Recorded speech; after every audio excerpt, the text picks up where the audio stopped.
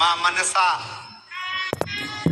माँ करोली, माँ वैष्णव रानी, माँ ज्वाला, जितनी जितनी शक्तिपीठ है, सारी शक्तिपीठों में आज भी हलवे और चने का भोग लगता है।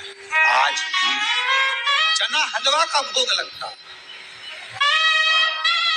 कोई पूछे उनसे, क्यों साहब ये चने का भोग क्यों लगता है, ये हलवे का भोग क्यों लगता है, तो गुड़ की जगह हलवा है, पर चना आज भी उसी जगह पर है। चने का भोग आज भी माँ शक्ति को लगाया जाता है।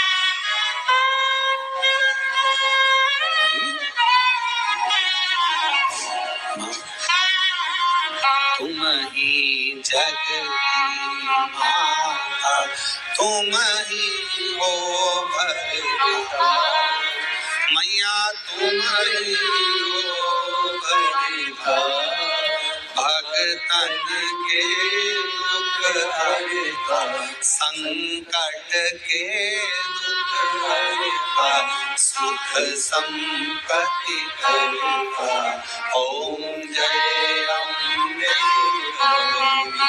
हाँ, करुणा सागर, करुणा करने वाली, दया सागर, दया करने वाली। करिए, पूजन करिए, अर्चना करिए। इसलिए शिव महापुराण की कथा कहती है, अगर कोई व्यक्ति बहुत बीमार रहता है, शरीर में कष्ट रहता है, उसको भोजन नहीं भाता, भूख नहीं लगती, भूख नहीं लग रही, भोजन नहीं भा रहा, भोजन अच्छा नहीं लग रहा, भूख नहीं लग रही, शरीर में अन्न नहीं लग रहा, दुबला पतला होते जा रहा है, शरीर खराब होते जा रहा है, तो उससे निवेदन है, अगर बन सके तो प्रयास करना। आप किसी भी देवी के मंदिर में जाकर एक दुर्वा, एक बेलपत्र माता के मंदिर में माँ शकंभरी के नाम से रखना।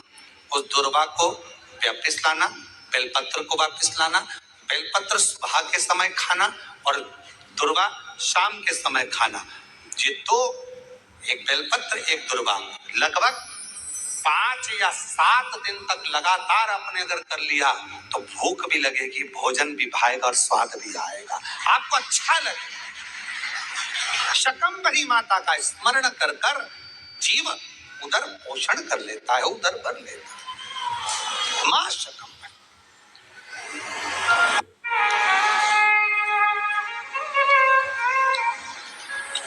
दो बहन थी,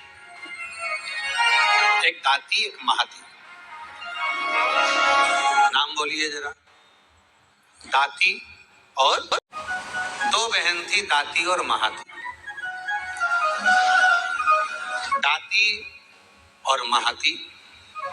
दाती थोड़ी सी बहुत गरीब थी, साधारण थी, उसके पास कोई वैभव, उसके पास कोई धन, उसके पास कोई संपदा, उसके पास कोई पूंजी, उसके पास कोई इतना वैभव या इतना धन या इतनी संपदा दाती के पास नहीं थी। महाती के पास बहुत वैभव था। देवी भागवत का प्रसंग है, ध्यान से सुनिएगा जरा। दाती के पास धन जाता था, महाती के पास धन नहीं था। अब दोनों ने विचार करा कि हम माँ दुर्गा, कौशिकी माता की आराधना करते हैं, और दोनों ने कौशिकी माता,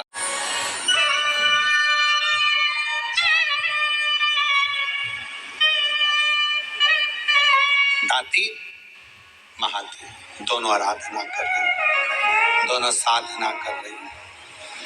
दाती भी साधना कर रही है, महाती भी साधना कर रही। महाती के पास में वैभव था, धन था। यज्ञ करने बैठी माँ आदिशक्ति दुर्गा भवानी का, तो बहुत सारे पदार्थ उसने यज्ञ में समर्पित करे। दाती गाय का, गौमाता का अलोना कंडा, अलोना गोबरी, आपके यहाँ जो बोलते हो, कंडा बोलते हो कंडा, गोबरी बोलते हो गोबरी, आपके यहाँ पर जो बोलते हो, गाय का गोबर का सूखा हुआ जो कंडा होता है, उपला होता है, गोबरी होती है। और वो दाती, उसके पास इतना वैभव नहीं था, उसके पास में ना ज्यादा धन था ना वैभव था, तो बहुत सारा पदार्थ वो यज्ञ नहीं कर सकती थी, और नवरात्रे का समय था, तो दाती ने महाती तो बहुत अच्छा यज्ञ कर रही है, अनुष्ठान कर रही है, पर दाती के पास कुछ भी नहीं है। तो दाती ने एक गाय का उपला, गाय का गोबर का कंडा, उसको कंडा कहते हैं, उपला कहते हैं, गोबरी कहते हैं, उसको जलाती, सामने रख देती और उस पर थोड़ा सा गुड़ घी गौ माता का लेकर उसको समर्पित कर देती और आद्य शक्ति माँ दुर्गा भवानी का स्मरण करती। थोड़ी थोड़ी सी संविदा, थोड़ी थोड़ी सी धूप लाती और धूप को लाकर उस पर छोड़ती जाती। हे माँ अम्बा, स्वीकार करना माँ, मेरे पास जो है मैं तुझे समर्पित कर रही हूँ। जोत जला दे।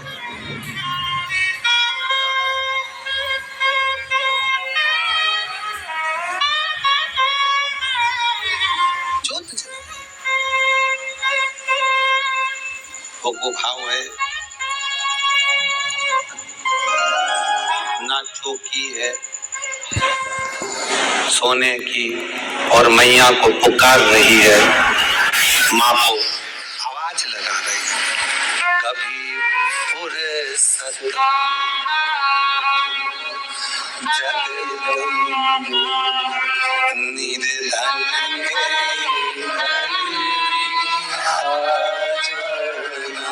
कभी फुर्सत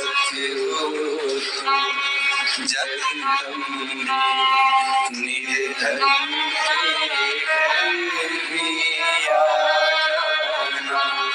जो रूखा सूखा दिया उसका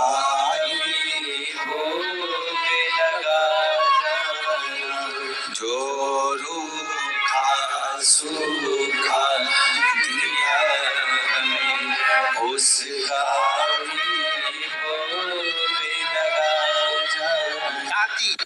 गाय का गोबरी, गाय का कंडा, गाय का उपला तैयार करती, माँ जगत जननी को धूप दे देती, धूप दे देती।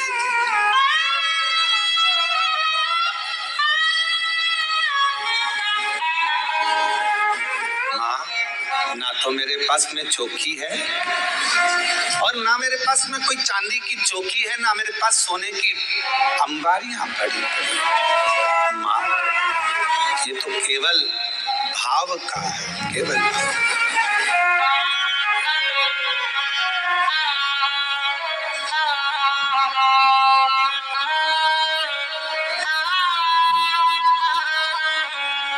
ना छत्र बना सका सोने का, ना चुनी ना छत्र बना सका सोने का, ना चुनी ना पेड़े बर्फी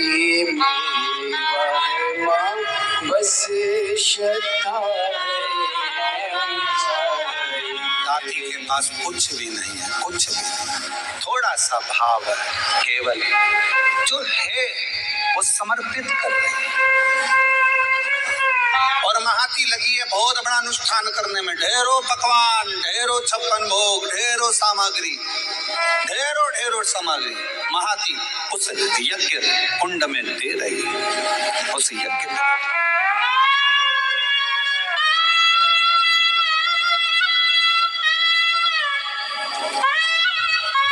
नवरात्रे आज महाती के भी नवरात्रे पूर्ण हो रहे हैं और दाती के भी नवरात्रे पूर्ण हो रहे हैं। केवल एक जोत, थोड़ा सा धूप माँ को समर्पित कर। माँ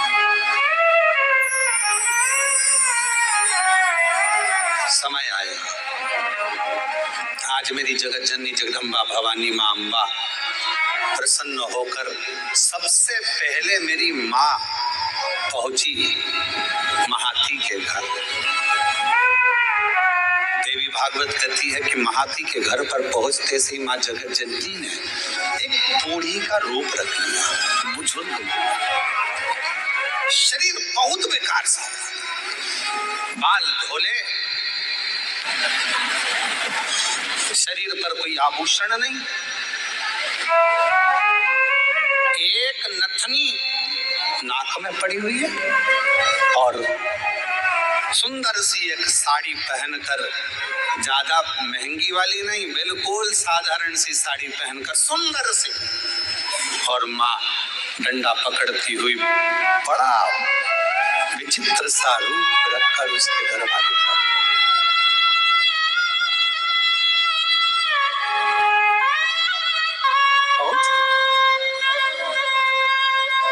अब विराम का दिवस। महाती, ओ महाती, ए महाती। महाती ने दरवाजा खोला। कौन हो तुम? महाती, बहुत भूख लगी है, बहुत। आज मेरे ऊपर करुणा कर दी और 21 साल के बाद बाबा की कृपा से 19 फरवरी 2025 को 21 साल के बाद संतान की प्राप्ति हो।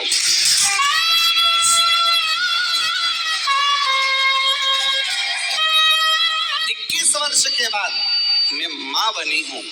ये शिव की कृपा, ये उसकी। और जो जैसी भावना लाया वो वैसा निभाया, नहीं खाली उसे लौटाया, वो मन कलिशाया, कर दिया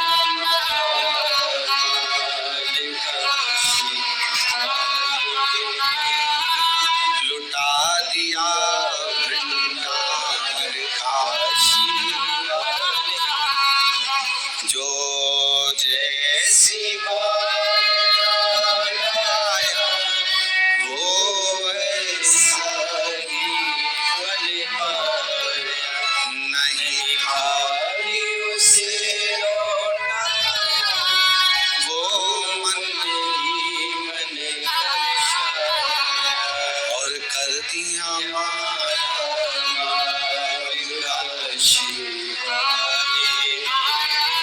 लुटा दिया।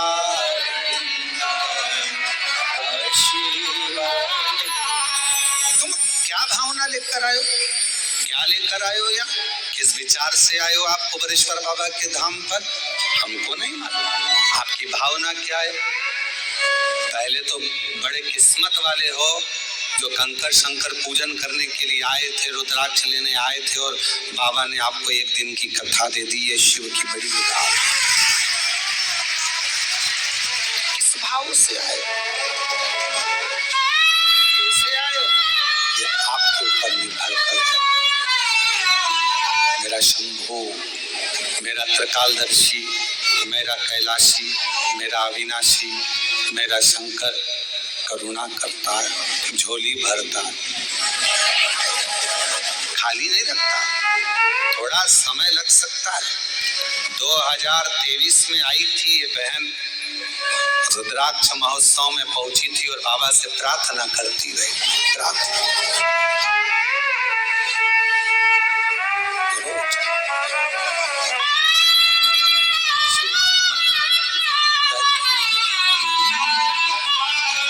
आपका विश्वास, आपका भरोसा, आपकी दृढ़ता शिव के करीब में लेकर जाती है, शिव के पास। मेरे शंकर, हे मेरे शिव, तू ही मेरा सावन है। हे मेरे शंकर, हे मेरे शिव, तू ही मेरा बसंत है। हे मेरे शंकर, मेरे शिव, मेरी जिंदगी भी तू है और मेरा अंत भी। दूसरा कुछ है क्या जानूं मैं? दाती महाती को कह रही है कि एक बुढ़िया आई थी, एक बूढ़ी थी, बूढ़ी माँ आई थी और बुजुर्ग थी, बहुत बूढ़ी थी वो। उसका शरीर दुर्बल था, उसका शरीर दुर्बल सा था और वो बूढ़ी आई, भूख लग रही थी, उसको मांग रही थी भोजन। भूख लग रही थी, भोजन मांग रही थी। मैंने उसको बिठाने के लिए, मेरे पास कुछ नहीं था, मैंने साड़ी का पल्लू फाड़ कर दिया। कुछ नहीं था, चावल और गुड़, चना और गुड़ ला कर दिया। उसने पाया, उसने खाया, कुछ मेरा खुद तो बिछोना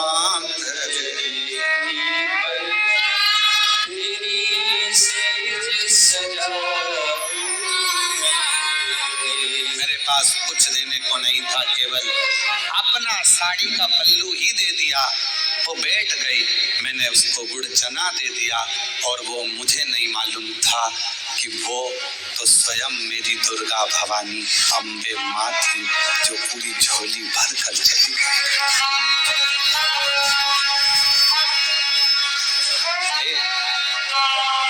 महाती काकी से बोली, क्या उसके बाल धोले थे? हाँ। क्या उसके हाथ में एक डंडा था? हाँ। क्या नाक में एक नथनी पहनी थी? हाँ। एक साड़ी तन पर बड़ी सुंदर सी? हाँ। महाती की आंख में आंसू भर गया। माँ, तुम मेरे घर भी आई थी, पर माँ, मैं लोभ में, अपने वैभव में, अपनी संपदा में, अपने धन के अहम में मैं तुझे पहचान नहीं पाई। किसी व्यक्ति को ज्ञान का अहंकार हो जाता है तो वो भगवान पर ही आक्षेप करने लगता है। शिव जी ऐसे नहीं, शंकर जी वैसे नहीं, देवी जी ऐसी नहीं, देवता वैसे नहीं, भगवान पर आक्षेप करने लगता है। कोई भगवान पर आक्षेप करता है। ज्ञान का अहंकार हो गया उसको, ज्ञान की अभिमत्ता हो गई, अभिमान। किसी को धन का अहंकार आ जाता है तो वो किसी को गिनता नहीं। किसी को अपनी कुर्सी का अहंकार आ जाता है कि मेरे पास इतना बड़ा पद है, मेरे पास ये कुर्सी है, सबसे निपट लूंगा। किसी को अपनी कलम का अहंकार आ जाता है कि मैं इतना बड़ा लेखक हूँ, मैं सब कुछ कर सकता हूँ, किसी के बारे में भी गलत लिख सकता हूँ, किसी के बारे में भी अच्छा लिख सकता हूँ, मेरी मर्जी, मेरे हाथ में सब कुछ है, मैं सब कुछ कर सकता हूँ। और एक दिन ऐसा आता है,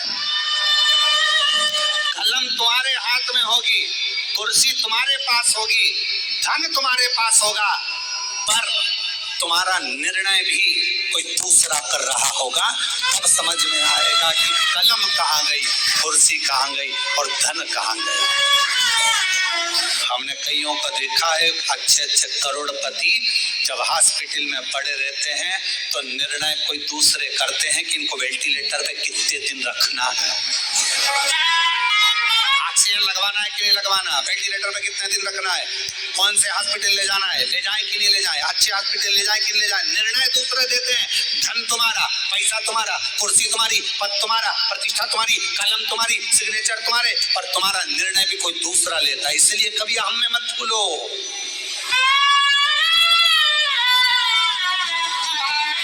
कभी अहंकार में मत भूलो कि मैं मेरी कलम से कुछ भी लिखूंगा, खूब छपे, खूब बने, खूब ऐसा होगा और मैं कुछ भी कर सकता हूँ। बाद में एक समय ऐसा आता है कि वो समय तुम्हें रोने के लिए छोड़ देता है। वो धन, वो वैभव, वो कुर्सी, वो पद तुम्हें केवल रुलाता है।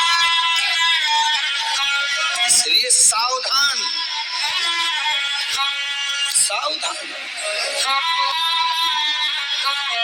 और वो सावधानी तुम्हारे भीतर, उस सावधानी का होना बहुत जरूरी। महाती कहती है, मेरे दरवाजे पर भी आई थी वो बूढ़ी, मैं अपने धन के नशे में उसको पहचान नहीं पाई। संत, साधु, गुरु और माता पिता परमात्मा, इनको व्यक्ति सरलता में पहचान नहीं सकता, जान नहीं पाएगा।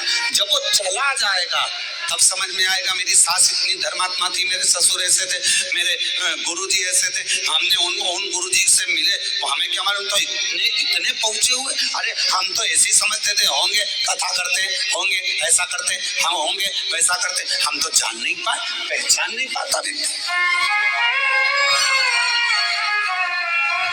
जान नहीं पाता व्यक्ति।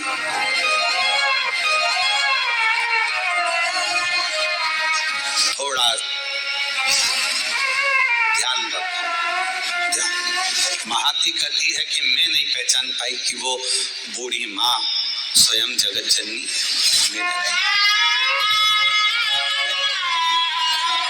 मैं नहीं जान पाई, और अगर मैं जान जाती तो फिर मैं उनको जाने नहीं देती। अगर जान जाती, दुनिया का व्यक्ति जिस दिन जान जाएगा कि 12 ज्योतिर्लिंग के मध्य में कुबेरेश्वर धाम है, वहां का कंकर शंकर है, वहां का रुद्राक्ष औषधि है, जिस दिन जान जाएगा उस दिन उसको समझ में आ जाएगा कि मैंने शंकर की आराधना करी। अपने समय में मैं जानती थी कि कंकर शंकर की महत्वता क्या है, उसकी जिंदगी बन जाए। एक पत्र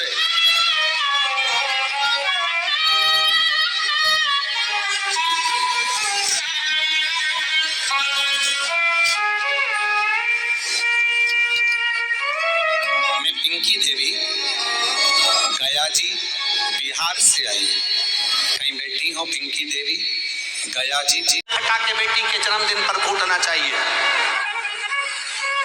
और करे क्या महाराज, बेटा हो जाता है तो लोगों को कहे बेटा हो गया, छोरा हो गया, छोरा हो गया, और बेटी हो जाए तो हाथ में जो दूध की टंगल रहती वो भी नहीं हिलती, तो मुंडा क्या खा के ले।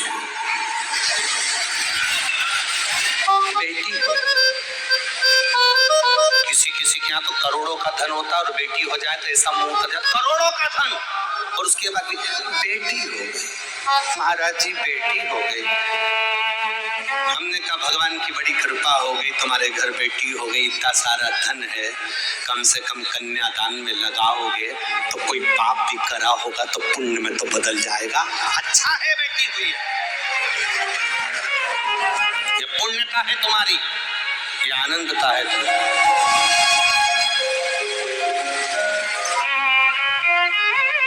सुरभि, अब सुरभि के माता पिता कौन है?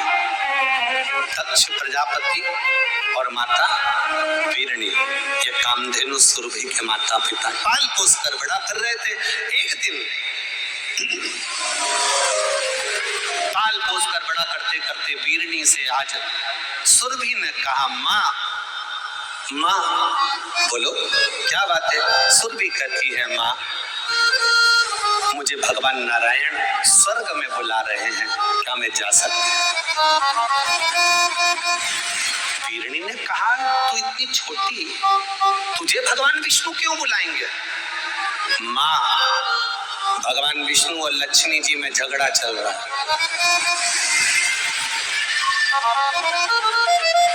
क्या झगड़ा चल रहा है? लक्ष्मी जी कह रही हैं मैं सर्वश्रेष्ठ हूँ, नारायण कह रहे हैं तू सर्वश्रेष्ठ नहीं।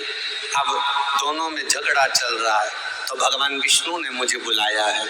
क्यों बुलाया है? लक्ष्मी को बहुत अहंकार आ गया है माँ, उसके अहंकार को कम करने के लिए नारायण मुझे बुला रहे हैं। तू जाकर क्या करेगी बेटी?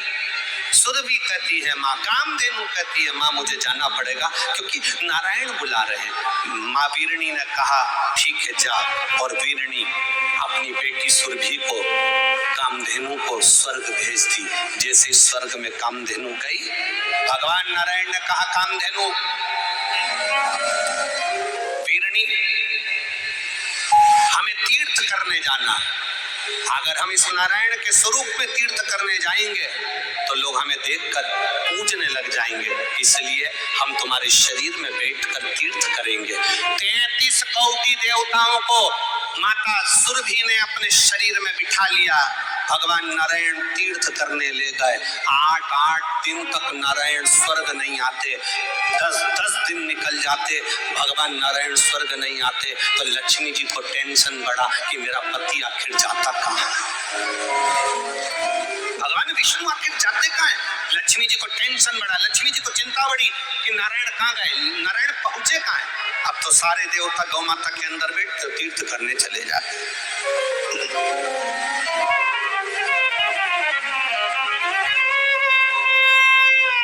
तीर्थ करने चल दिया।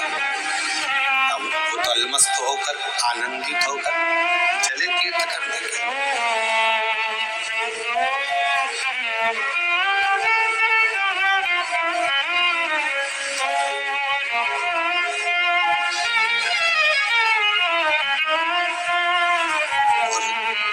करने जाते, सारे देवता घूमने में लग जाते।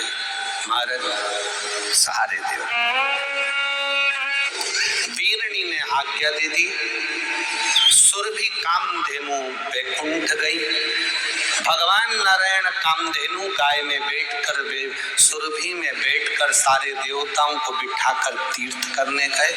लक्ष्मी जी को चिंता लग गई कि मेरे पति आखिर जाते कहाँ। एक दिन नारायण आए तो लक्ष्मी जी ने पूछ लिया, प्रभु बहुत दिनों में आते हो, आप कहाँ रहते हो। भगवान नारायण ने कहा गौ माता में बैठकर हम तीर्थ करने के लिए जाते हैं। कौन कौन जाता है। भगवान विष्णु ने कहा कि सारे 33 कोटि देवी देवता, सरस्वती हो, पार्वती हो, शंकर जी हो, इंद्र देव, वरुण देव, गरुण देव, षडानंद, गणेश, रिद्धि, सिद्धि, सब। तो इतने में लक्ष्मी जी बोली, हमें तो आप लेकर जाते ही नहीं हो। भगवान विष्णु ने कहा, लक्ष्मी गाय का पूरा शरीर देवताओं से भरा पड़ा, जगह नहीं है, इसलिए हम तुम्हें बिठाए नहीं। लक्ष्मी जी बोली, कुछ भी हो जाए, मुझे गौ माता में बैठकर तीर्थ करने जाना है, आप मुझे गाय के अंदर बिठाइए। भगवान नारायण ने कहा, लक्ष्मी तुम तो कहती थी कि सर्वश्रेष्ठ हो, गाय में बैठने के लिए तुम्हारे लिए स्थान नहीं है।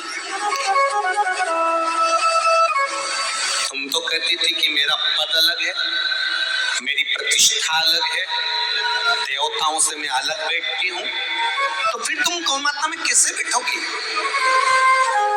नहीं, मुझे गौ माता में बैठना है, आप मुझे बिठा। तब भगवान नारायण ने कहा कि अगर गाय में बैठना है तो केवल एक ही जगह खाली पड़ी है, गाय का गोबर।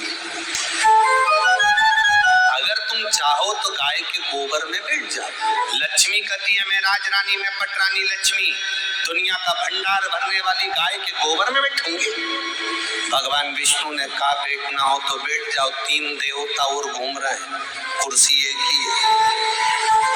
अगर वो बैठ गए तो तुम नहीं बैठ पाओ, बैठना हो तो बैठो। तब माता लक्ष्मी ने नारायण जी से कहा, मैं गाय के गोबर में बैठने को तैयार हूँ, पर गोबर को कोई आशीर्वाद तो दे दो। भगवान विष्णु ने कहा, मैं क्या आशीर्वाद दूंगा, आशीर्वाद तो देव अधिदेव महादेव देंगे। शंकर भगवान ने गाय के गोबर को आशीर्वाद दिया, लक्ष्मी तो गाय के गोबर में बैठी है, इसलिए जिसका आंगन, जिसका पूजन का स्थान गाय के गोबर से लीपा जाएगा, उसके घर में संपदा की कमी नहीं आएगी, लक्ष्मी का निवास है। अब सुरभि वापिस आने लगी अपनी माँ के पास में, वीरणी के पास में।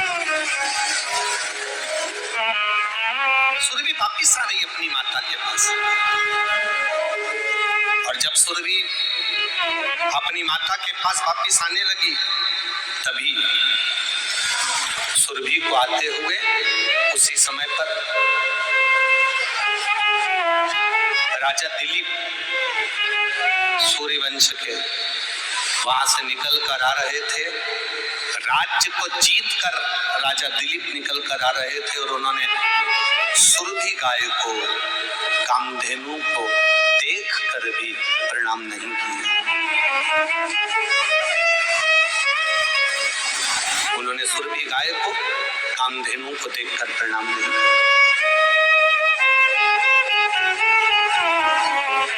क्रोध आ गया मां। सुरभि ने विचार करा कि मैं गौ माता हूं, गाय हूं, राजा दिलीप मेरा आदर नहीं कर पा रहे, मैं श्राप देती हूं राजा दिलीप तेरे को, गाय को देखने के बाद भी तूने प्रणाम नहीं करा, इसलिए मैं तुझे श्राप देती हूं कि तेरे यहाँ पर संतान नहीं होगी, तेरे यहाँ पर वंश नहीं बढ़ेगा, तेरे यहाँ पुत्र पैदा नहीं होगा।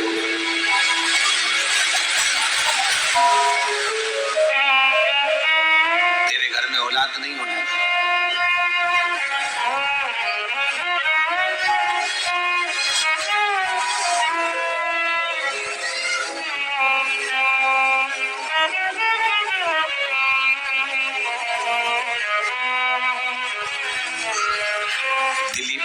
राजा दिलीप आए, उनके घर में वंश नहीं बढ़ रहा, उनके तब अपने गुरुजी के पास में गए और गुरुजी के पास में जाकर निवेदन करा, डिले कम करो। अपने गुरुजी के पास जाकर निवेदन किया, अपने गुरुजी के पास जाकर कहा, गुरुवर, गुरुदेव, मेरे घर में संतान का सुख नहीं है, संतान कैसे होगी मेरे यहाँ औलाद का सुख नहीं, संतान का सुख नहीं, आप कृपा करिए। वशिष्ठ बाबा ने कहा, मेरी गाय ये नंदनी लेकर जाओ, इस गाय की सेवा में लग जाओ, ये गाय बैठे तो तुम बैठना, ये पानी पिए तो तुम पानी पीना, ये भोजन करे तो तुम भोजन करना, ये कहीं आराम करे तो तुम आराम करना, इस गौ माता की सेवा में लग जाओ, क्योंकि तुमने गाय का अपमान करा, इस गौ माता का तुमने सम्मान नहीं करा। सनातन हिंदू धर्म कहता है, हमारा राष्ट्र कहता है, हमारा सनातन धर्म कहता है, गौ माता अगर बीच राह में कहीं दिख भी जाए तो हमारी गाड़ी को स्लो कर कर पहले उसको प्रणाम कर लेना चाहिए कि माँ तेरी कृपा, तुझ में 33 कोटि देवता विराजमान है, तेरे अंदर 33 कोटि देवी देवता विराजे हैं, माँ तू करुणा करना, माँ ऐसी कृपा करना कि मेरी झोली खुशियों से भर आ जाए। किसी शुभ कार्य के लिए जा रहे हो, हाथ के वहीं पर अर्थात जमीन पे ही रख देना, पर रखना भूमि पर।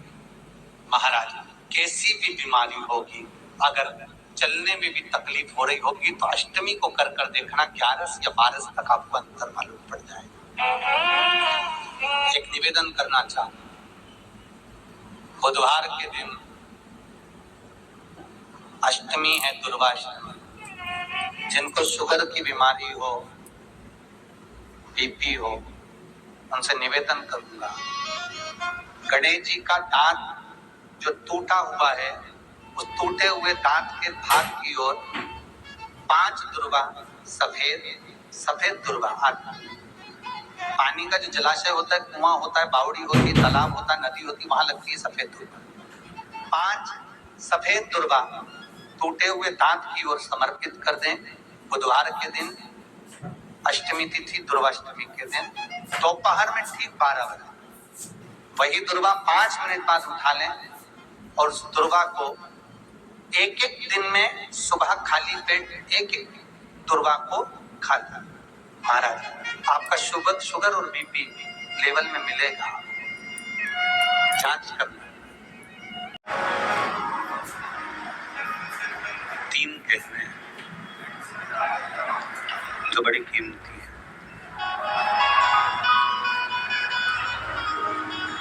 और ये 3 कहने जिसकी भी जिंदगी में होते हैं उसको कभी भटकना नहीं पड़ता। शिव महापुराण की कथा कहती है, वो 3 कहने जिसने अपने शरीर पर, अपनी जिंदगी में, अपने मन पर, अपने चित्त पर और अपने जीवन में उतार लिया, फिर उसको कभी भटकना नहीं। जैसे कोई कोई आभूषण का श्रृंगार ऐसा होता है जिसके श्रृंगार से हमारी सुंदरता होती है। जैसे स्त्रियों के कान के कुंडल हो गए, मस्तक का बोर हो गया, बिंदा, नाक की नथनी हो गई, गले का मंगलसूत्र हो गया, हाथ का चूड़ा हो गया, पांव की पायल हो गई।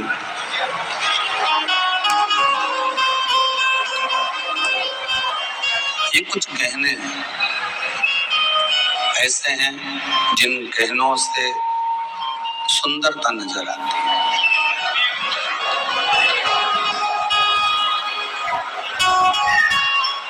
पुरुषों में भी कुछ गहने ऐसे हैं जिससे उनकी सुंदरता दिखती है, जैसे हाथ की अंगूठी हो, ब्रेसलेट हो, घड़ी हो, हाथ में बंधा हुआ कोई कलेवा, नाड़ा, लच्छा हो।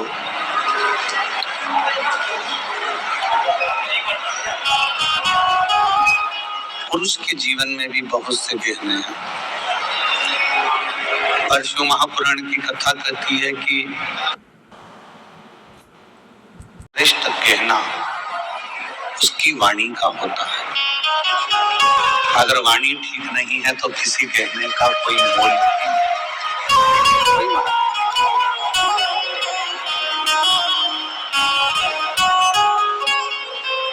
खूब सारा श्रृंगार भी आपने धारण कर रख लिया, खूब अच्छा पहन भी लिए, और मालूम पड़ा आपकी वाणी ही ठीक नहीं है, तो फिर क्या मतलब?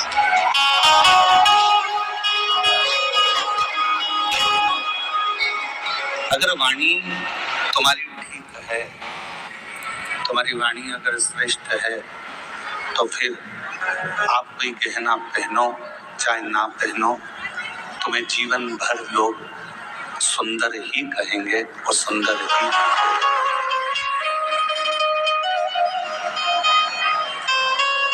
जाने की जरूरत नहीं है, आप अपनी मंजिल तक पहुंच जाओगे और आपको सर्व सुख प्राप्त हो जाएगा। कौन कौन से 3 गहने?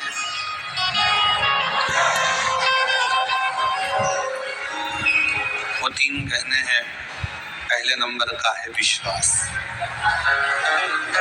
जम के बोलो, कौन सा गहना? विश्वास। आवाज नहीं आई, फिर से बोलो, विश्वास। शिव जी ने पार्वती जी को 3 गहने बताए, उसमें से पहले नंबर का गहना है विश्वास। और वो विश्वास किस पर होना चाहिए? एक विश्वास होना चाहिए अपने आप पर कि मैं जो करूंगा वो अच्छा ही करूंगा, और मुझे उम्मीद है कि मैं एक ना एक दिन अच्छा कर रहूंगा। ये विश्वास।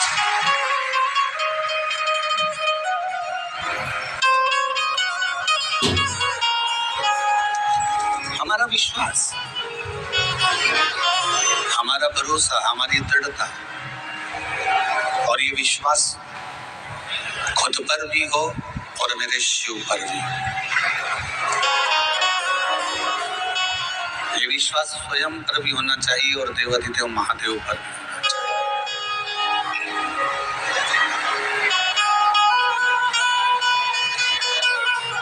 और जब हमारा विश्वास, जब हमारा भरोसा, जब हमारी दृढ़ता बढ़ जाती है,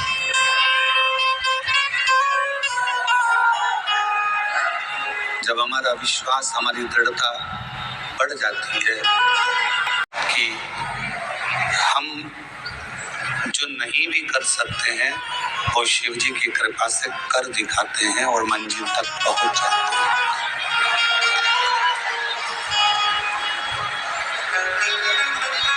हमारा विश्वास एक हमारे भीतर का गहना है, और ऐसा गहना है विश्वास का कि जो हमें बल प्रदान करता रहता है, हमको सुख प्रदान करता रहता है, और ये हमें एक अलग से एनर्जी देता रहता है। और शंभु शरणे मांगू घड़ी दुख काटो दया करी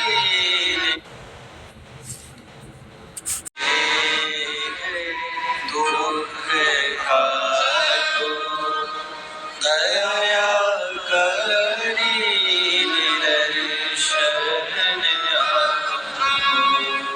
3 गहनों में पहले नंबर का गहना विश्वास का है।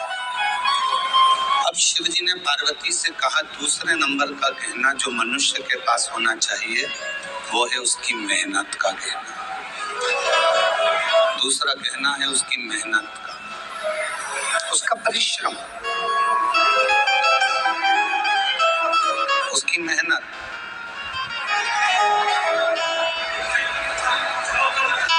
ये दूसरे नंबर का गहना है आपकी मेहनत का गहना। यदि आप थोड़ी सी भी मेहनत कर रहे हो, थोड़ा सा भी परिश्रम अपनी जिंदगी में कर रहे हो तो ये निश्चित है कि आप अपनी मंजिल तक भी पहुंचोगे और आपको आपका लक्ष्य भी प्राप्त होगा।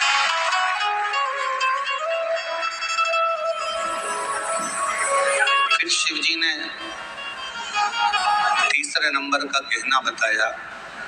पार्वती जी से कहा पार्वती तीसरे नंबर का गहना है सब्र, थोड़ा इंतजार, थोड़ी प्रतीक्षा। ये तीसरे नंबर का गहना है आपका सब्र। पहले नंबर पर है, जम के बोलो, विश्वास।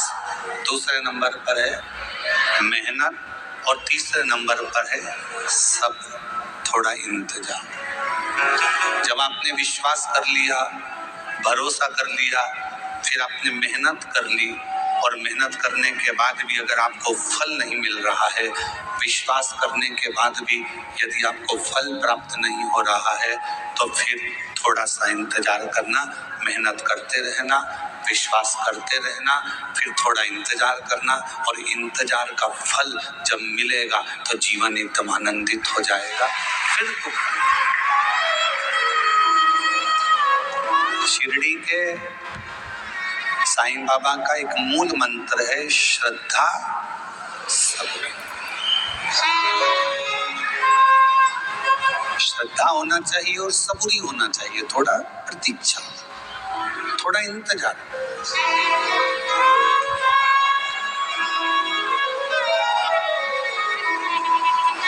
आपने इंतजार ही नहीं करा तो फिर जीवन का कोई आनंद ही नहीं है। जो सुख प्रतीक्षा में है वो सुख मिलने में नहीं है। बोलो सही है कि गलत है? जो सुख प्रतीक्षा में, इंतजार में, वो मिलने में नहीं है। कैसे? प्रैक्टिकल करना। तुम्हारे घर में टीवी नहीं थी या 4 व्हीलर गाड़ी नहीं थी, 2 व्हीलर गाड़ी नहीं थी या फ्रिज नहीं था, वॉशिंग मशीन नहीं थी या तुम्हारे घर में कोई जो तुम्हें जरूरत है वो चीज नहीं थी, तुमने उसकी प्रतीक्षा करी, इंतजार करा। टीवी आएगी, दशहरे पे आएगी, दिवाली पर आएगी, सोफा सेट आएगा या फिर 4 व्हीलर गाड़ी आएगी, 2 व्हीलर गाड़ी आएगी, इंतजार करते रहे, इंतजार करते रहे। बहू आएगी, बहू आएगी, बहू आएगी, इंतजार करते रहे और फिर जब प्रतीक्षा पूरी हो गई, बेटे की शादी हो गई, बहू आ गई या गाड़ी आ गई या सोफा सेट आ गया या टीवी आ गई, इसके बाद उसके बाद का फिर समय तुम जानो, क्योंकि अभी हमारी बहू नहीं आई। उसके बाद का तुम जानो।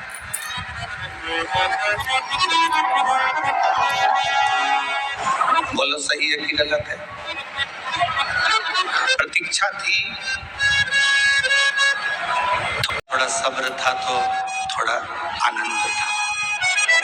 प्रतीक्षा में जो सुख है वो सुख मिलने में नहीं। वो एक लाइन आप लोग स्मरण में फिर से लें। तुझसे मिलने के लिए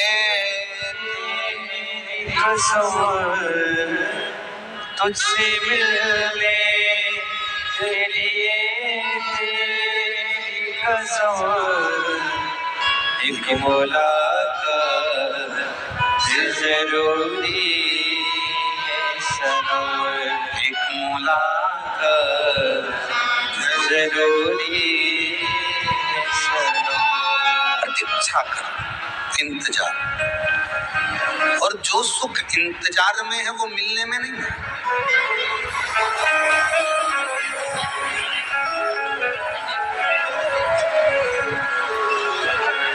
अच्छा विचार करिए थोड़ा सा, जब तक भगवान नहीं मिल रहा ना, शंकर भगवान, जब तक तुम्हें शिव महापुराण की कथा नहीं मिलती ना, 1, 1:15, 1:30 बजे तक तुम ऐसी बेचैन रहती हो।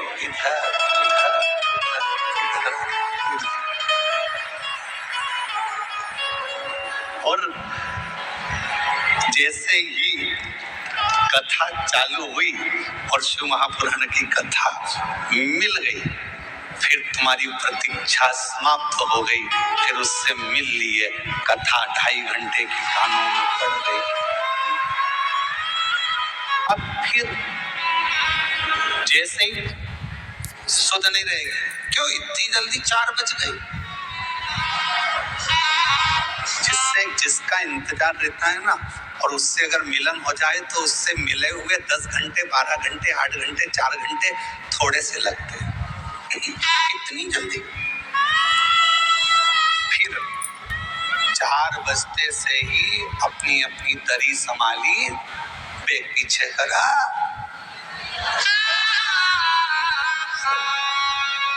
दरी संभाली, बैग पीछे करा।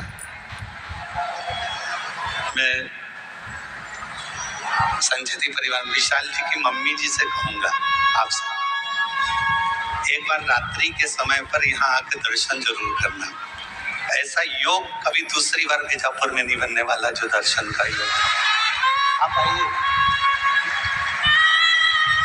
आप शिव जी की परम भक्त हैं, विशाल जी की माता जी शंकर जी की परम भक्त हैं। कई सालों से सोमवार का व्रत, चाहे कुछ भी हो गया, जिंदगी भर नहीं छोड़ा है। सोमवार का व्रत आज तक कर रहे हैं शिव भक्त। तो मैं निवेदन करूंगा ऐसे शिव भक्तों का, रात्रि को आकर एक बार जरूर दर्शन करें, बड़ा सुख मिलेगा आपको। 4 बजते से ही बैग पीछे खसकाया, और इतनी ऐश और आराम की जिंदगी की, कोई बजू वाला जा रहा हो ना कहीं, तो चाहते हैं तो मेरी बोतल ले जा, पानी भर लाना।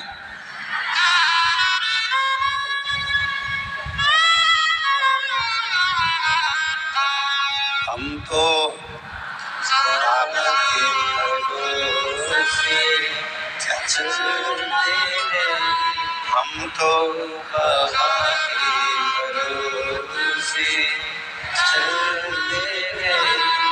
ये दुनिया वाले जलते हैं, ये दुनिया वाले जलते हैं। डमरू वाले के भरोसे चलते हैं, काशी वाले के भरोसे चलते हैं, सीहोर वाले के भरोसे चलते हैं। प्रतीक्षा में जो सुख है वो मिलन में नहीं। मेरे भोले बाबा से कहते रहना, तुम मिलना मती, बस तुम्हारी प्रतीक्षा करती रहूं, तुम्हें याद करती रहूं, तुम्हारा इंतजार करती रहूं। वो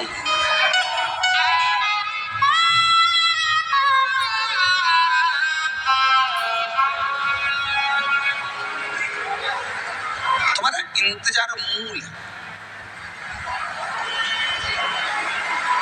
मिलने के बाद इतनी फिर आनंदता नहीं रहती, प्रतीक्षा में आनंदता रहती है। प्रतीक्षा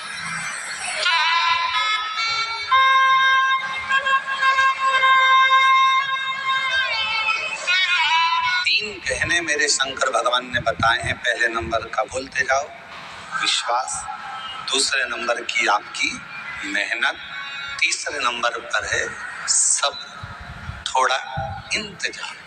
और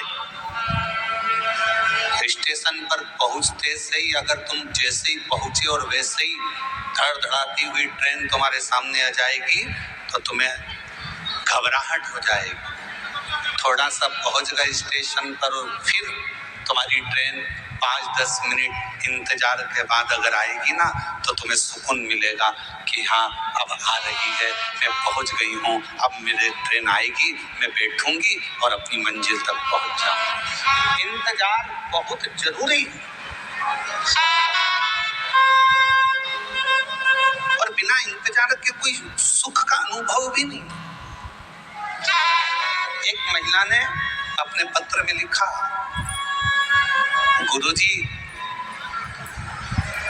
मुझे 24 साल तक औलाद नहीं। कितने साल? 24। और 24 साल तक जब मुझे औलाद नहीं हुई तो मैं 5 साल के बाद में मैंने हिम्मत हार दी थी कि मेरे घर में औलाद नहीं। फिर भी मेरे घर के लोगों ने मेरा इलाज करवाया, हम दोनों का इलाज चला, 8 साल 10 साल इलाज में निकाल दिए। 10 साल के बाद भी औलाद नहीं हुई तब पूर्ण तरह से डॉक्टरों ने कह दिया कि तुम कभी मां नहीं बन सकती और तुम कभी पिता नहीं बन सकते। 10 साल के इलाज के बाद हमने आस छोड़ दी कि हमको बच्चा हो।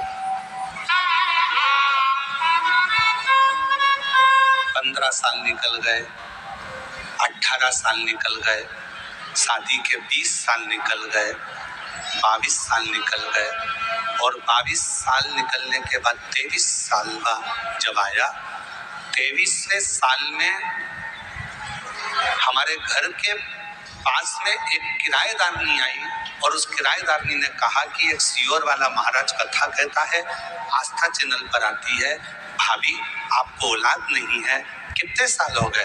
तो कहा मुझे 23 साल हो गए, औलाद 24 साल लग गया औलाद। तुम एक काम करो कि टीवी के सामने अपना आसन बिछाओ और दोनों पति पत्नी टीवी पर कथा सुनो। और हमने टीवी पर पहली बार कथा 23 साल औलाद नहीं, 24 साल औलाद नहीं, फिर सुनना चालू करी और कथा सुनने के बाद मन में एक विश्वास जागा। आप कहते हो कि विश्वास पूरा रखना शिव जरूर देगा, तो 24 साल शादी के होने के बाद जब विश्वास जागा तब पशुपति व्रत किया, आराधना करी, सफेद आंकड़े की जड़ को बांधा, शिव जी से बारंबार निवेदन करा, तो भी संतान का सुख नहीं। 24 साल निकलने के बाद हम पड़ोसन जो किराएदार नहीं आई उसके पास फिर पहुंचे। पत्र देखिए,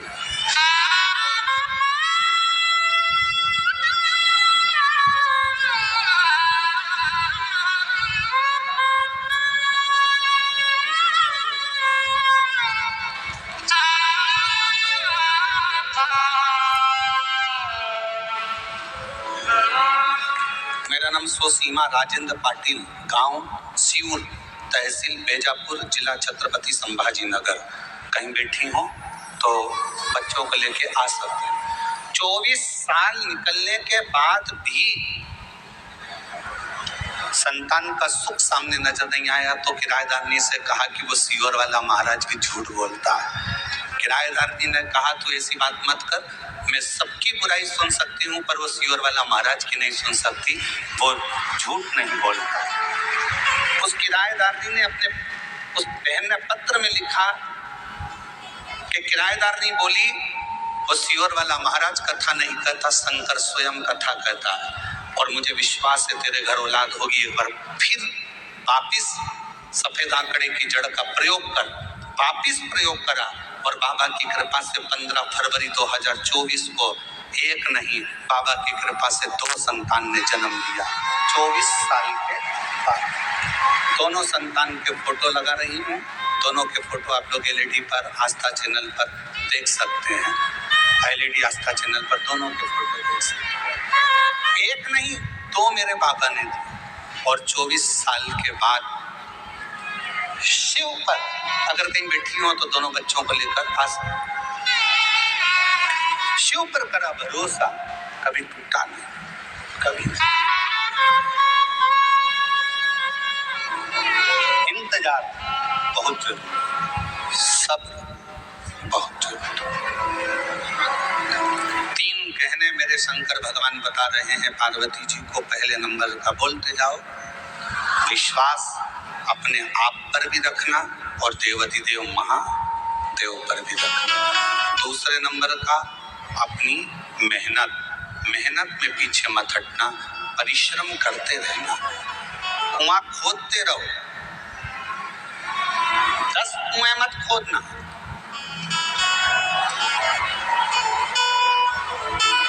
एक गुरुजी ने 2 चेलों से कहा जाओ मेरे लिए पानी लेकर आओ। दोनों चेले गए। एक चेले ने यहाँ पर कुआं खोदा, पानी नहीं निकला, वहां पर कुआं खोदा, पानी नहीं निकला, वहां पर कुआं खोदा, पानी नहीं निकला। एक चेला एक ही जगह पर कुआं खोदता रहा, आखिरी में वो पानी वहां मिल गया। 15 फीट इधर खोदा, 25 फीट उधर खोदा, 50 फीट उधर खोदा। उस लड़के ने एक ही जगह पर 100 फीट खोद दिया। वो 15 और 20 और 50 फीट खोदता रहा और इसने पूरा गहराई तक खोद दिया तो पानी मिल गया। एक ही को भजते रहो, शिव को इतना भजना, इतना विश्वास करना, इतनी मेहनत करना कि मेरा शंकर भगवान। कई लोगों की आदत थी, अभी मैंने पार्लर की दुकान खोली नहीं चली, कपड़े की दुकान खोली नहीं चली, मोबाइल की दुकान खोली नहीं चली, प्लास्टिक के सामान की दुकान खोली नहीं चली, खाद बीज की दुकान खोली नहीं चली। क्यों? क्योंकि हमने 10 जगह पर दिमाग दौड़ाया। उसकी चल रही थी, उसको देख के अपन ने खोल ली। काका जी के लड़के की चल रही थी, उसको देखकर अपन ने खोल ली। ताऊ जी के लड़के की चल रही थी, उसको देख के अपन ने खोल ली। 10 तरह की बुद्धि चलाई, दिमाग चलाया और 10 दुकान खोलकर चल देख लिया। आखिरी में पत्नी पति की पत्रिका लेकर पहुंच गई बाबाओं के पास में। बताओ ना, मेरे पति का कोई योग अच्छा नहीं बैठ रहा, जो भी दुकान खोलता उसमें घाटा पड़ जाता है। अब कह दिया कि तेरे यहाँ पितृ दोष है, वास्तु दोष है, ये दोष है, पर ये नहीं बताया कि खुद के अंदर दोष है। अगर एक ही दुकान में मेहनत कर लेता तो जो पहले नंबर की खोली थी वही आगे निकल जाती। हम अपने भीतर का दोष तो देख नहीं रहे, अपनी मेहनत को तो हम देख नहीं रहे।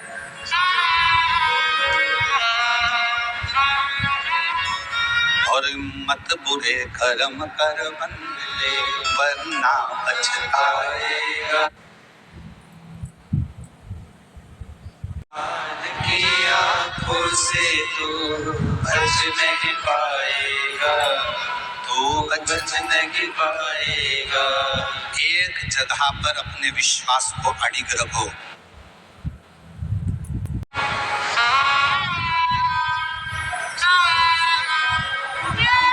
थोड़ा सा इंतजार, थोड़ा सा। और शंभू शरणे मांगो घड़ी रे घड़ी दुख काटो, दया करी दर्शन समय लग सकता है। एक बहन ने एक और पत्र लिखा था।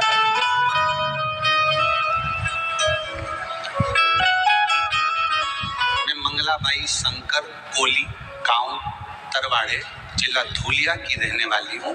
मेरा मोबाइल नंबर ये है। मेरी पोती चारू कोली, जो बचपन से ही जिसकी किडनी में दिक्कत थी, जो अभी 11 साल की है।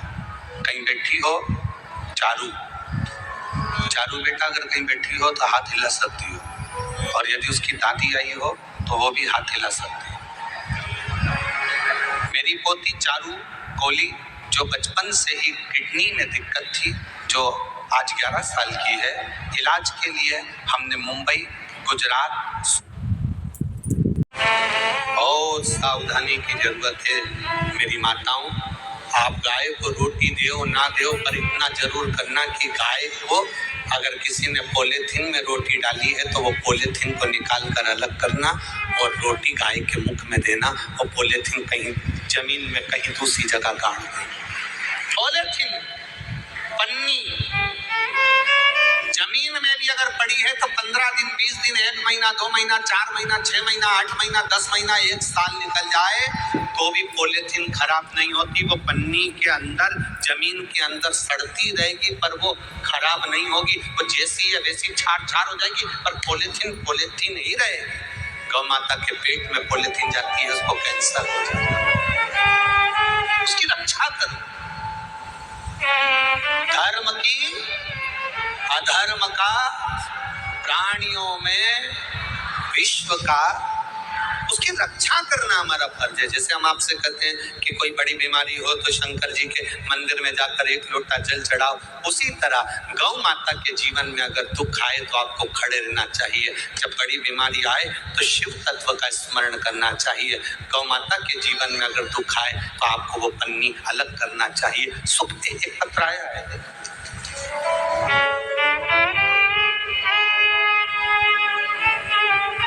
मैं अश्वनी गोस्वामी, मेरी पत्नी कंचन गोस्वामी, ग्राम नगर पंचायत राजा परकोड़ी, जिला बेमतरा, छत्तीसगढ़ के निवासी हैं। कहीं बैठे हों तो हाथ हिला सकते हैं। आप ही हैं? एक बार वापिस हाथ हिलाइए। श्री शिवाय नमस्तुभ्यम। मेरी पत्नी की तबीयत खराब हुई, उसको खांसी आ रही थी। अचानक 31 दिसंबर को रात्रि में श्वास लेने में उसको तकलीफ होने लगी। हम लोग रात्रि में ही रायपुर एम्स हॉस्पिटल में लेकर उसको पहुंचे। उसकी जांचें चालू हुई।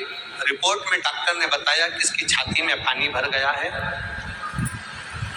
फिर हम उसको बिलासपुर लेकर गए, निजी अस्पताल में चेकअप कराया। वहां भी डॉक्टर ने बताया कि इनकी छाती में पानी भर गया। करीब 2.5 लीटर पानी छाती से निकाला गया।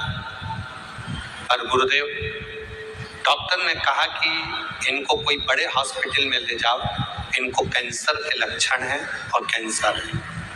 हम घबरा गए। फिर 2 फरवरी 2023 को हम उनको बेंगलोर के तमिलनाडु CMC हॉस्पिटल इलाज के लिए ले गए। वहाँ करीब हम 3 महीने रुके गुरुदेव। फिर डॉक्टर ने कह दिया कि इनको जो कैंसर है, इनके शरीर में जो बीमारी है, इसका कोई इलाज नहीं है, मुश्किल है। ये बीमारी, इनका जो कैंसर है वो लाइलाज है, इसका इलाज कहीं हो नहीं सकता। घबरा गए, दवाई ली, बाबा से प्रार्थना कर कर वापिस आए। बाबा से प्रार्थना कर कर आए, आपकी कथा सुनना प्रारंभ करी। 1 लोटा जल शिव जी को चढ़ाते, पानी चढ़ाकर वापिस लाते, बाबा भोलेनाथ से प्रार्थना करते। बाबा की कृपा का हम क्या गुणगान करें गुरुदेव। पहले मेरी पत्नी बिना ऑक्सीजन के, कृत्रिम श्वास के बिना रह नहीं पाती थी। अब बाबा की कृपा का मैं क्या गुणगान करूं गुरुदेव। जहाँ डॉक्टर भी हाथ टेक दिए, उन्होंने कहा था ये जब तक जिंदा है तब तक इसको ऑक्सीजन लगी रहेगी।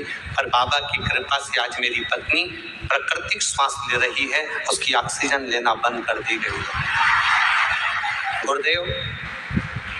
16 जुलाई 2023 को 4 महीने के बाद में वापिस रूटीन चेकअप कराने के लिए हम पहुंचे तो डॉक्टर भी देखकर आश्चर्य में पड़ गया कि इनका कैंसर ठीक कैसे हो गया।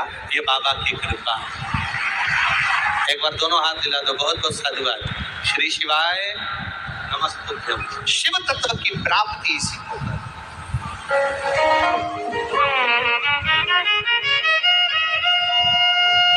शंकर की करुणा इसी को कहते हैं। जपटी भभूत में खजाना कुबेर कमल। राजा दिलीप गौ माता की सेवा में लग गए। जंगल में गाय चर रही थी, सामने से शेर आ गया। राजा दिलीप का ध्यान नहीं गया, गाय रंभाने लगी। राजा दिलीप ने शेर को देखा, घबरा गया। गाय अगर खा गई, इस शेर खा गया गाय को, तो मेरे गुरु क्या कहेंगे। हाथ जोड़कर शेर के सामने राजा दिलीप खड़ा हो गया। हे बागदेव, शेर जंगल के राजा, तुम मुझे खा जाओ और इस गौ माता को छोड़ दो। गाय को पीछे करा, दिलीप आगे हो गया। शेर में से वैकुंठ से वापिस सुरभि मां आ गई। कामधेनु वैकुंठ से वापिस आ गई, अपनी माता विरणी के साथ में रहने लगी। कभी कन्या के रूप में ले रहती है, कभी गौ माता के रूप में रहती है, कभी सुंदर स्त्री के रूप में रहती है, कभी गौ माता के रूप में रहती है, कभी पूरा शरीर गाय का बना लेती है, मुख स्त्री का बना लेती है। आप लोगों ने ऐसा फोटो देखा है गाय का कभी? गौ माता का कभी ऐसा फोटो देखा है? शरीर पूरा गाय का और मुख स्त्री का। कभी पूरा शरीर गौ का बना लेती है और मुख स्त्री का बना लेती है। ऐसा सुंदर रूप धरकर सुरभि कामधेनु भ्रमण करती है। भ्रमण समय आए, घूमते घूमते एक दिन जब कामधेनु सुरभि जब बड़ी हो गई, और कामधेनु सुरभि जब बड़ी होती है, कामधेनु सुरभि जब बड़ी हुई तब अपनी माता से आज्ञा पाकर अपनी बहनों के साथ में भ्रमण करने के लिए मृत्यु लोक में घूमने के लिए चली। घूमने के लिए चली। पहले गोचरण के लिए, गौ माता के चरने के लिए बड़ी सी भूमि होती थी, गोचरण की।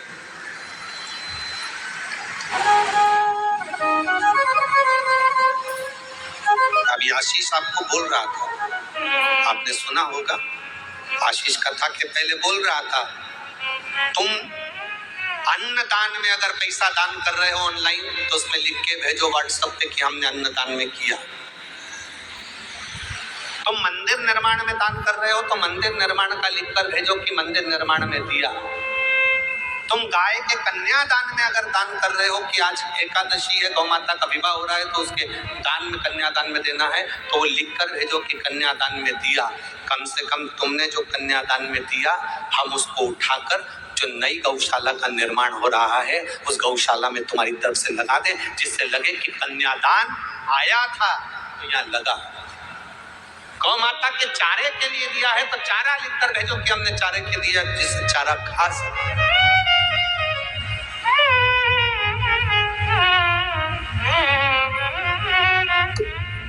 ले लेना और उस लिए हुए धन को सही जगह लग जाए, गाय का गाय में लगे, अन्न का अन्न में लगे, निर्माण का निर्माण में लगे, तो समझो कि जिंदगी सार्थक है। मालूम पड़े ले लो और बाद में फिर भोगना पड़े तो जिंदगी नरक जैसी निकलती हो, जिंदगी सार्थक नहीं। और सोचना पड़ता है, समझना पड़ता है, कुछ सहज का नहीं है हमारा। सुरभि गाय कामधेनु भ्रमण करने निकली, अपनी बहनों के साथ जा रही थी। कश्यप ऋषि स्नान कर संध्या करने के लिए बैठे थे और सुरभि कामधेनु निकल कर जा रही थी। आज गाय के रूप में सुरभि कामधेनु जा रही थी और इतना उसने क्या देखा सुरभि कामधेनु ने कि कश्यप ऋषि बैठकर संध्या कर रहे हैं, आराधना कर रहे हैं, प्रभु की भक्ति कर रहे हैं, आराधना। अब भक्ति का फल खाली जाता है क्या? आप लोग यहाँ बैठकर श्री शिवाय नमस्तुभ्यम बोलते हो, इतने लाखों लोग एक साथ भगवान शंकर का नाम लेते हो तो वो खाली जाता है क्या? नहीं। 3 महीने के अंदर मेरा बाबा तुम्हारी झोली भरता जरूर है, ये निश्चित देगा। ये पत्र आया है, देखिए।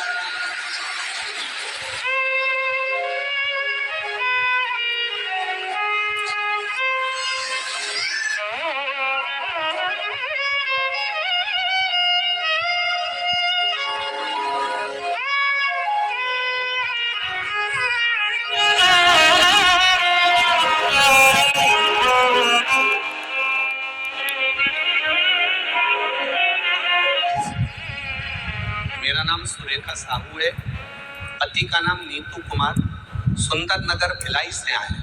आप ही हैं? दोनों हाथ हिला दो एक बार। श्री शिवाय नमस्ते। एक लोटे जल का क्या महत्व होता है गुरुजी, मैं बताऊं। किसी को हमने पैसे दे दिए थे, वो पैसा हमारा वापस नहीं कर रहा था और वो पैसे लेकर कहीं चला गया, ढूंढते रह गए, वो मिला नहीं। सालों निकल गए, वो पैसा नहीं दिया उसने। क्योंकि वो खुद भी कहीं चला गया था।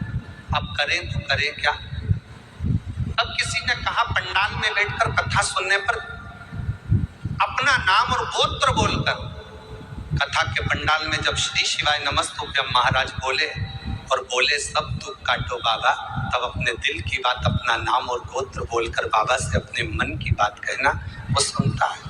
हम उज्जैन की कथा में पहुंच गए। जब आप उज्जैन में कथा कर रहे थे तब हम उज्जैन की कथा में पहुंचे। सफेद पुष्प हाथ में लेकर बाबा से प्रार्थना कर कर अवधूतेश्वर महादेव का नाम लेकर हमने बाबा से प्रार्थना करी। कथा के पंडाल में बाबा से कहा, बाबा हमारा पैसा खाकर कोई चले गया, साल भर हो गया, वो मिल भी नहीं रहा और पैसे भी नहीं मिल रहे, आप कृपा करो ना बाबा, जिंदगी की पूरी पूंजी ले गया बाबा, आप दिलवाओ ना। कहकर हम वापिस आ गए। 15 दिन निकले थे गुरुदेव और मोबाइल पर एक मैसेज आया कि आपका पैसा मुझे देना है, और दूसरे दिन उसने मोबाइल से पैसा ट्रांसफर कर दिया और हमारे पास आ गया। हम बाबा को यहाँ प्रणाम करने के लिए आ गया पैसा। एक बार दोनों हाथ हिला दो, श्री शिवाय नमस्ते।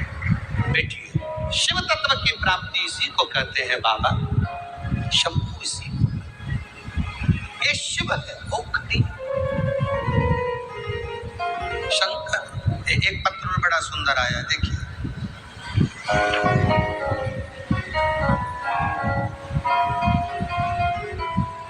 गुरुदेव में योगेंद्र कुमार, रिसाली सेक्टर भिलाई, जिला दुर्ग, छत्तीसगढ़ का निवासी हूँ। कहीं बैठे हो तो हाथ हिला सकते हैं। योगेंद्र कुमार, रिसाली सेक्टर भिलाई, जिला दुर्ग, छत्तीसगढ़ का निवासी।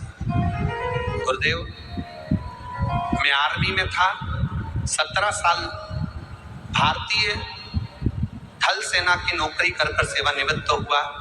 सेवा छूटने के बाद 17 साल बाद जब मैं घर आ गया, 1 साल पूरा निकल गया, अप्लाई करता रहा कि कहीं सरकारी नौकरी मिल जाए। 2 साल निकल गए। में नौकरी करे हैं तो विश्वास जल्दी उत्पन्न नहीं होता। पर किसी ने कहा टीवी पर कथा आती है, आप आसन लगाकर कथा को सुनो और टीवी के सामने ही बाबा से विनती करना। जब बीच में श्री शिवाय नमस्तुभ्यम बोला जाए तब दिल की बात कहना। में भिलाई की कथा होने वाली थी। भिलाई की कथा के पंडाल में जाकर बाबा से विनती करी और बाबा ने 1.5 महीने के अंदर बाबा की कृपा से मेरी नौकरी बैंक के अंदर लगवा दी। मैं स्टेट बैंक में, भारतीय स्टेट बैंक में मेरी सर्विस लग गई। मैं बाबा को यहाँ नमन करने लगा।